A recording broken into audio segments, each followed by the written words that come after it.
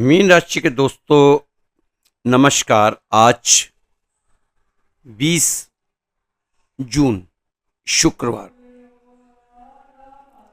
दोस्तों आपको चाहिए इस समय आप अपने महत्वपूर्ण कार्यों में सतर्कता बनाए रखें तो फायदा होगा।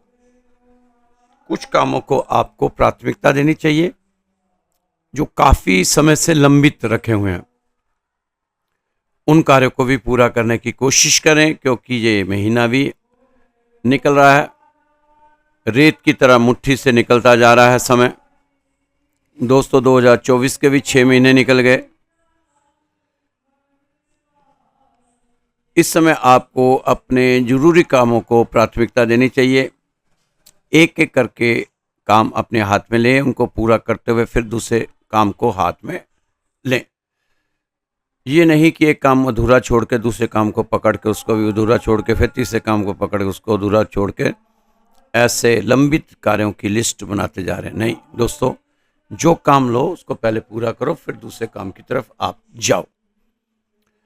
दोस्तों हर बड़ी कामयाबी समय मांगती है, इसलिए पेशेंस का साथ कभी मत छोड़ना। खुश होकर काम करोगे तो खुशी और सफलता दोनों ही मिलेगी। अगर काम थके थके बेदिल से करोगे तो फिर वो रिजल्ट आपके सामने आने वाले नहीं। दोस्तों बेवजह की चिंता ना करो आप, क्योंकि आपको थकने नहीं देगा।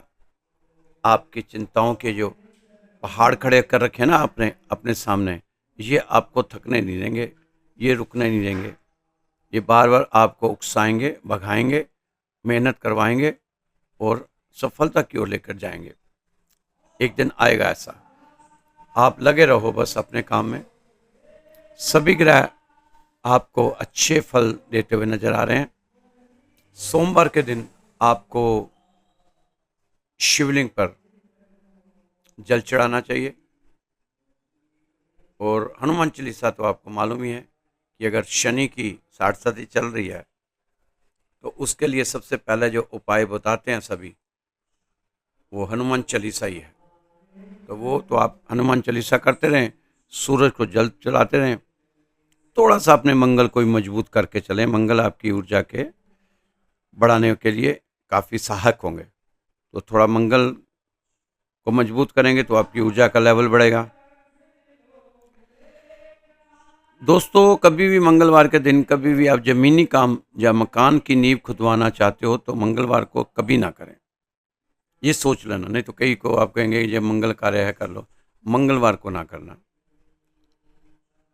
मीन राशि के दोस्तों इसमें हर चीज की सावधानी रखें कि आप गलत तरीके से धन कमाने की बिल्कुल ना सोचें। किसी भी लालच प्रलोभन में आपने बिल्कुल नहीं आना। इस समय आप अपनी रचनात्मक और आध्यात्मिक क्षमताओं का भरपूर फायदा उठाने का प्रयास करें और ईमानदारी के साथ दृढ़ संकल्प लेकर मेहनत करें, आगे बढ़ें। मेहनत पर भरोसा बढ़ाएं जितना बढ़ा सकते हैं। सादा जीवन जिए क्योंकि जीवन जितना सादा होगा तनाव उतना ही आधा होगा। सादा जीवन आपको काफी सुकून देगा। अपनी इच्छाओं को कम करें, पुरानी इच्छाओं को कम करके नई इच्छाओं पर ज्यादा ध्यान दें। अगर जीवन में कुछ चुनौतियां आपके सर पर हो तो समझदारी दिखाएं और मजबूती से इनका मुकाबला करें। डरे ना चुनौतियों से। अब इस समय आपको पहले की तुलना से ज़्यादा मदद करनी पड़ेगी और उसके बेहतरीन उत्साहित रिजल्ट आपके सामने आएंगे आपके सामने। लेकिन इस समय अपने ही विरुद्ध लड़ाई लड़ने की जरूरत है। अगर आगे बढ़ना चाहते हो तो इस शुभता वाले समय में आपको चाहिए अपनी कामयाबी का सूत्र तैयार करके ही आगे बढ़ें। दोस्तों इस समय आपको चाहिए कि अपने आप को व्यर्थ के कामों में ज़्यादा ना उलझाया करें। ऐसा क्यों हो रहा है कि आपको अपने काम से ज़्यादा औरों के काम की चिंता सताती है? बिल्कुल ना करें दोस्तों। पहले अपने कामों को पूरा करें, अपने कामों में समय दें। समय आपका कीमती है। लोगों के कामों में लगाएंगे तो फिर अतीत में जो हुआ उससे भी ज़्यादा अच्छा होने वाला नहीं है। ऐसा ना करें। समय कीमती है और नाजुक भी है। बहुत ही संभल कर चलने की ज़रूरत है। इस समय आप अपनी दिनचर्या में बदलाव करने से लाभ मिल सकता है। अपने आप को दोस्तों अपने कामों में ज़्यादा उलझाएं। लोगों के कामों में उलझ गए तो फिर अपने काम उलझते ही रह जाएंगे। लोगों के काम सुलझाते सुलझाते अपने कामों को ज़्यादा मत उलझा लेना। अपने ग्रहों के लिए भी कुछ जो आप करना चाहते हैं उपाय कीजिए। वो भी उसके लिए भी आज का दिन शुभ है, आज उपाय कर सकते हैं। कल शनिवार है, कल भी उपाय कर सकते हैं। आज शुक्रवार है, शुक्र के उपाय कर लें। आज आपके मन में गलत तरीके से पैसा कमाने का विचार आ सकता है, जिसे आपने स्वीकार नहीं करना। उस विचार को त्याग देना ही अच्छा होगा। नौकरी पेशा के कर्मचारी अपने काम से काम रखें। अब किसी प्रकार के विवाद आदि से अपने को बचा के रखें। आपका विनम्र स्वभाव काफ़ी सराहा जाएगा। कई लोगों से आपको तारीफ भी मिल सकती है। दोस्तों, ये तो आप जानते ही हैं कि आपकी राशि के स्वामी बृहस्पति मिथुन राशि में है और अतिचारी हुए पड़े,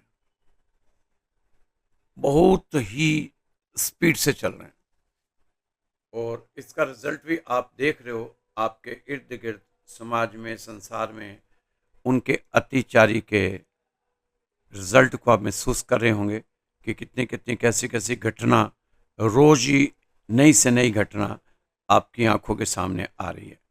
इसका मतलब जो हमारे शास्त्र कह रहे थे कि जब बृहस्पति अतिचारी होते हैं तब दिक्कतें तो आती हैं, इसका मतलब शास्त्र हमारे 100% बिल्कुल ठीक कह रहे थे। वही हाल अभी हो रहा है। तो आपको चिंता करने की जरूरत नहीं है। आप अपने आप को भगवान की शरण में ले जाओ कि भगवान अब आप ही हो हमारे रखवाले। आपने ही हमसे काम करवाना है, आपने ही हमारी रखवाली करनी है। तो दान पुण्य के काम आप करते रहेंगे, आगे बढ़ते रहेंगे। दोस्तों, अगर आपके दिमाग में कोई उथल फुथल चल रही है तो लोगों से दूरियां बनानी ही अच्छी है। ज़्यादा भीड़ से अपने आप को अलग रखें तो ठीक रहेगा। हो सके तो शाम का समय किसी धार्मिक स्थान पर जाकर बिताएं, सुकून मिलेगा। आज किसी से उलझने की जरूरत नहीं, किसी की बात को ज़्यादा महत्व देने की जरूरत नहीं। आवश्यक कार्यों में तेजी दिखाएं, अपनी साख को बनाकर रखें। जिम्मेदारियों से मुंह मत मोड़ें, अपने आप को सात्विक रखें, संवाद पर जोर दें, साझा जिम्मेदारियों पर जोर रखें, पेशेवर संबंधों को बल दें, टीम भावना बनाकर रखें, अपने दिमाग को संतुलन में रखें। पद प्रतिष्ठा बढ़ेगी, आकर्षक प्रस्ताव मिलेंगे। अपनी जिद और अहंकार को त्यागें, जरूरी कार्यों को पहले निपटाओ, विनम्रता बनाए रखें। दोस्तों, ये राशि उसी के लिए है जो काम कर रहा है। ये राशि उसी के लिए है जो मेहनत कर रहा है। ये राशि उसी के लिए है जो प्रयास कर रहा है। उनके लिए ये राशि, वो तो जवाब सवाल कर सकते हैं, लेकिन जिन्होंने कुछ करना नहीं, बैठे रहना, सोचते रहना, अपने अतीत को याद करके रोते रहना, उनके लिए राशि बिल्कुल भी नहीं।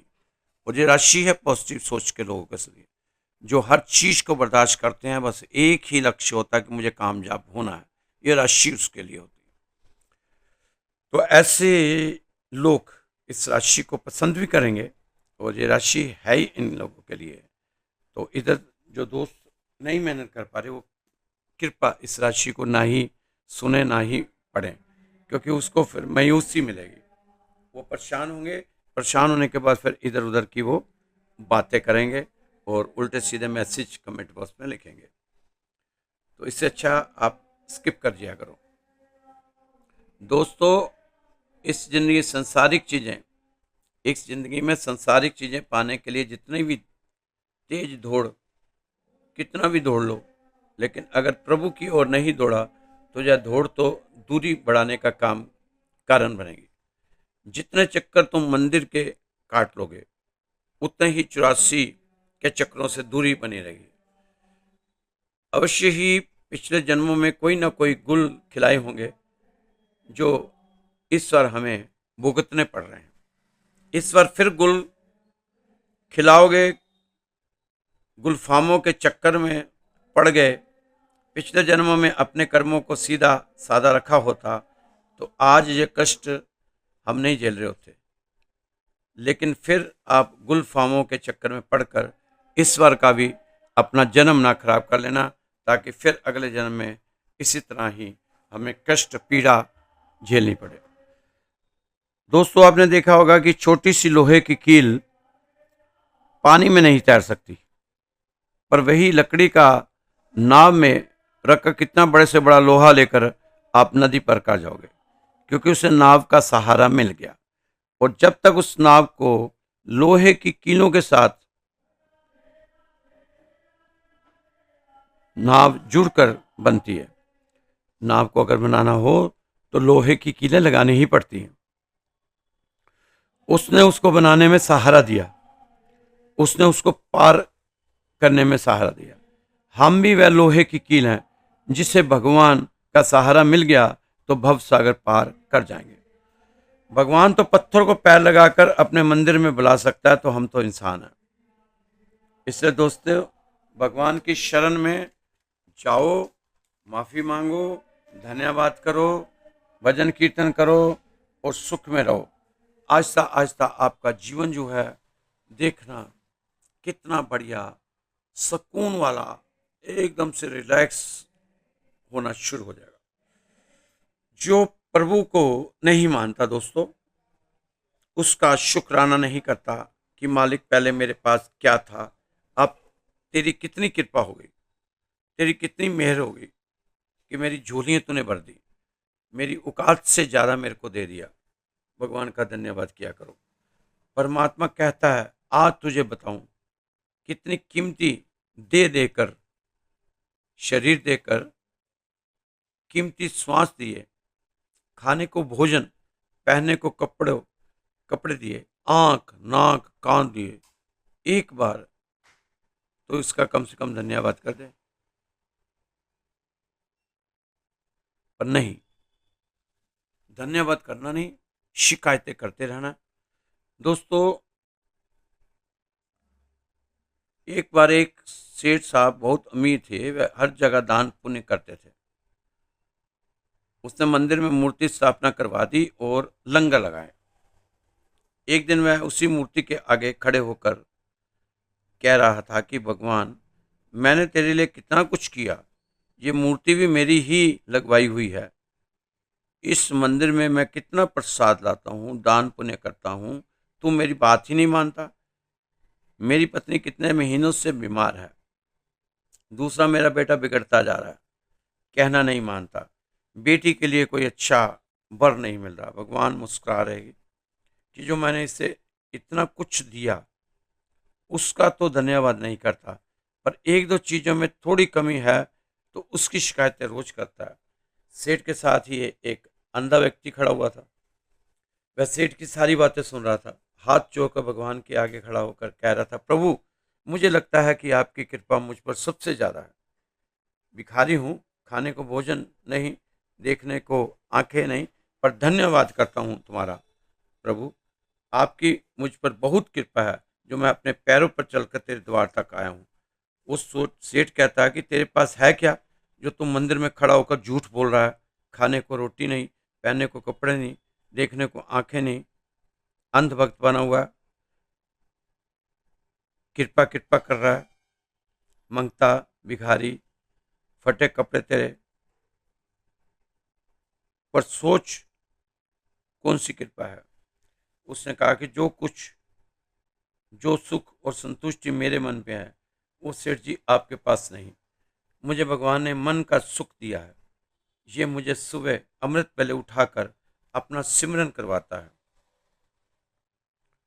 सेठ ने कहा कि तेरी कौन सी आंखें हैं जो भगवान को तू देख पाएगा? उसने कहा, मेरी आंखें तो नहीं देख पाएंगी, पर भगवान तो मुझे देख ही पाएगा ना। आज भगवान मुझे देख ही लेगा तो कल भगवान मुझे अपने आप को दिखा भी देगा। तो दोस्तों, ये होती है पॉजिटिव चीज़ें। भगवान के प्रति विश्वास, श्रद्धा आपको बना के रखना चाहिए। जब ये आप श्रद्धा विश्वास बना के चलेंगे तो सारी चीज़ें आपकी सही होती हुई नज़र आएंगी। तो इस समय आपको अपने अच्छे कामों को आगे लेकर आना चाहिए और अच्छे कामों के साथ ही आगे बढ़ना चाहिए। दोस्तों, एक छोटी सी कहानी मीन राशि के दोस्तों के लिए एक कहानी है। एक कौवा पेड़ पर बैठा हुआ था। कहानी हमने बचपन में भी सुनी हुई है, ये कई बार सुनी होगी, लेकिन हमें इससे सीखना चाहिए कुछ। जब सीखेंगे तो कुछ होगा। कहानी सुन लेने से काम नहीं चलेगा, उसमें से कुछ ज्ञान की बात सीखने से ही काम चलने वाला है। एक कौवा पेड़ पर बैठा हुआ था, बड़ा दुखी था और उसकी आंख में आंसू भरे थे, रो रहा था। नीचे पेड़ के एक साधु तपस्या कर रहा। अचानक उसके हाथ में पानी जैसा पदार्थ गिरा। महात्मा ने देखा ऊपर कौवा बैठा है और रो रहा है और उसकी आंख से आंसू गिर रहे हैं। महात्मा ने उस कौवे से पूछा, तू रो क्यों रहा भाई? कौवा बोला, मैं इस जीवन से बहुत तंग हूं, बहुत परेशान हूं, आहत हूं, आहत इस जीवन से। महात्मा ने पूछा, वो क्यों भाई, क्या हो गया? कौवा बोला, ना तो मेरे जीवन में कोई खुशी है, ना मेरे जीवन में कोई सुकून है, ना मेरे पास कोई आता है रंग में काला, ना कोई मुझे प्यार करता, जिसके यहां बैठता हूं भगा देता है, हर कोई मुझसे दूर भागता है। तो महात्मा ने उसकी बात सुनी और उसे एक सलाह दी। पूछा कि तुम बनना क्या चाहते हो, क्या बनना चाहते हो तुम? तो कौवे ने कहा, मुझे आप हंस बना दीजिए। संत ने कहा, ठीक है, कोई मुश्किल नहीं है, मैं तुम्हें हंस बना देता हूं, मेरे लिए मुश्किल काम नहीं है। अभी भी सोच लो कुछ और बनना है तो वो बना देता हूं। कौवे ने कहा, ना, मुझे हंस बना दो।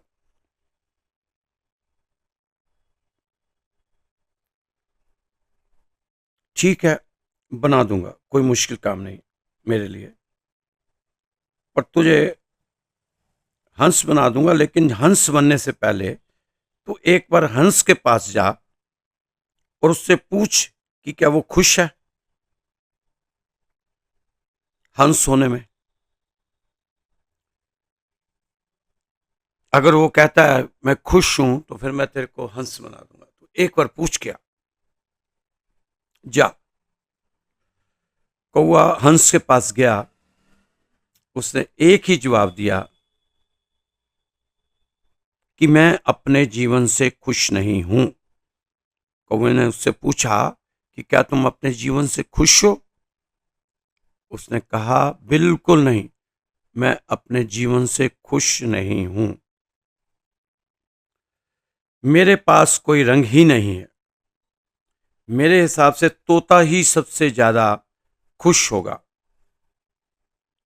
फिर कौवा तोते के पास गया और उससे पूछा कि तोते भैया, कैसा चल रहा है जीवन, क्या तुम अपने जीवन से खुश हो? तोता बोला, मैं खुश नहीं हूं, बस किसी तरह जिंदगी काट रहा हूं, दिन गिन रहा हूं और जिंदगी काट रहा हूं। मैं सुंदर तो हूं,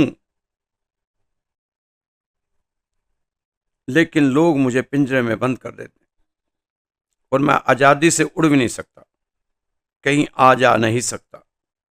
खाने को तो मुझे बहुत मिलता है, लेकिन आजादी नहीं। मुझे तो यह लगता है मोर सबसे ज्यादा खुश होगा। कौवा फिर मोर के पास गया।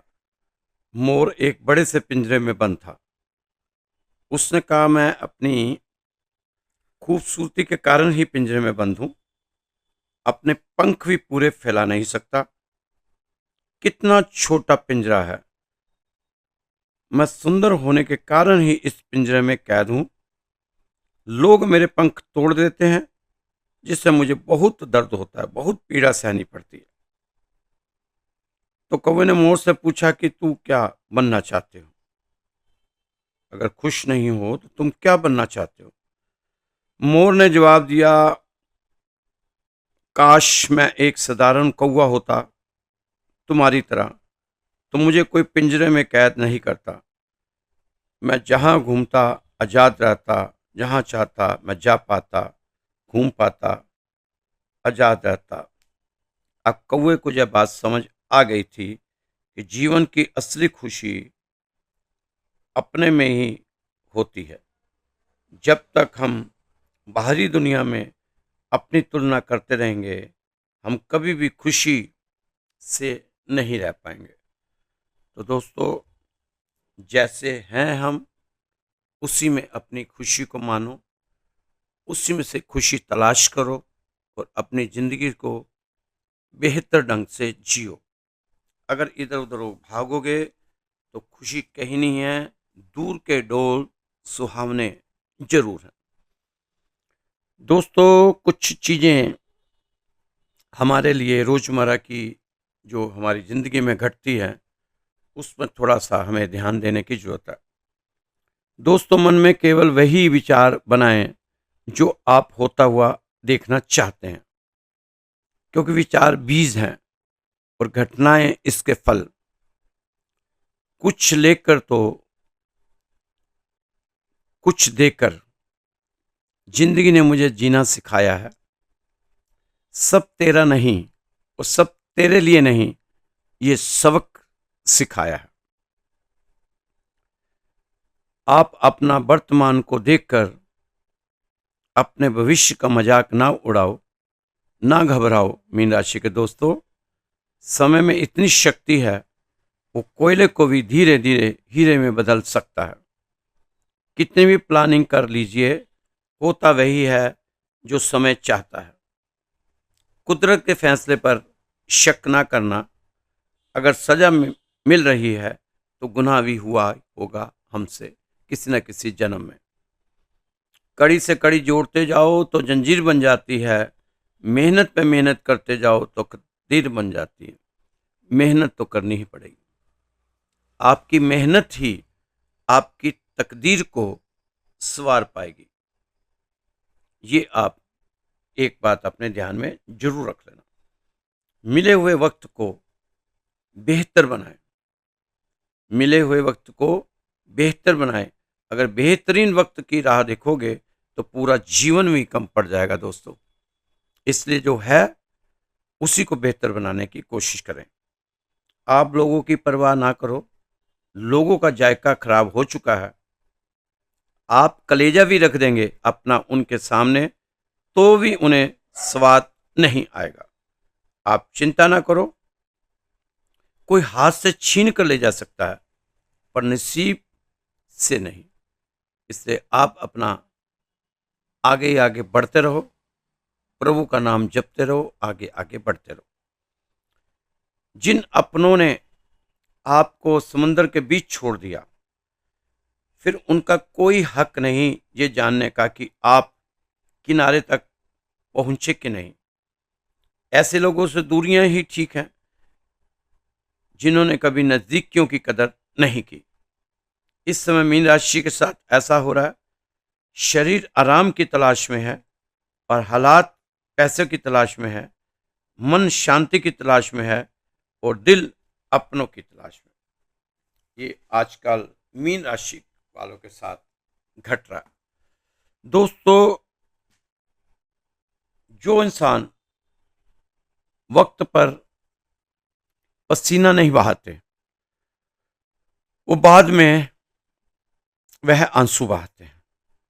इसलिए अभी मेहनत करो, पसीना बहाओ।